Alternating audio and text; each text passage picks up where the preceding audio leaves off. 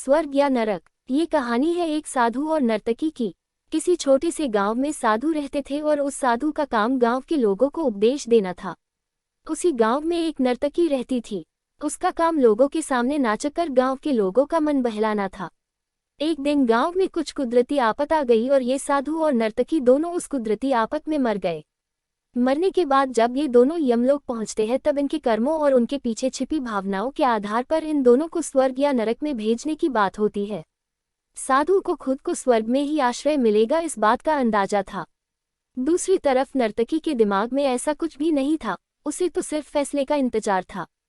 तभी घोषणा होती है कि नर्तकी को स्वर्ग दिया जाता है और साधु को नरक। इस फैसले को सुनते ही साधु यमराज पर बहुत चिल्लाते हैं और उनसे क्रोधित होकर पूछते हैं कि यह कैसा न्याय है महाराज। मैंने अपनी सारी जिंदगी लोगों को उपदेश देने में बिता दी और मेरे नसीब में नरक, जबकि ये नर्तकी जीवन भर लोगों को रिझाने के लिए नाचती रही और इसे स्वर्ग दिया जा रहा है। ऐसा क्यों? मेरे साथ ये अन्याय क्यों? यमराज ने साधु को शांति से उत्तर देते हुए कहा कि ये नर्तकी अपना पेट भरने के लिए नाचती जरूर थी, किंतु उसके मन में यही भावना थी कि मैं अपनी कला को ईश्वर के चरणों में समर्पित कर रही हूँ, जबकि तुम लोगों को उपदेश देते हुए भी यह सोचते थे कि काश तुम्हें भी नर्तकी का नाच देखने को मिल जाए। यमराज ने साधु से ये भी कहा कि तुम ईश्वर के इस महत्वपूर्ण संदेश को भूल गए कि इंसान के कर्म से अधिक कर्म करने के पीछे की भावनाएं मायने रखती है, और तुम्हारे इस कर्म के पीछे की भावनाओं के हिसाब से ही तुम्हें नरक मिला है।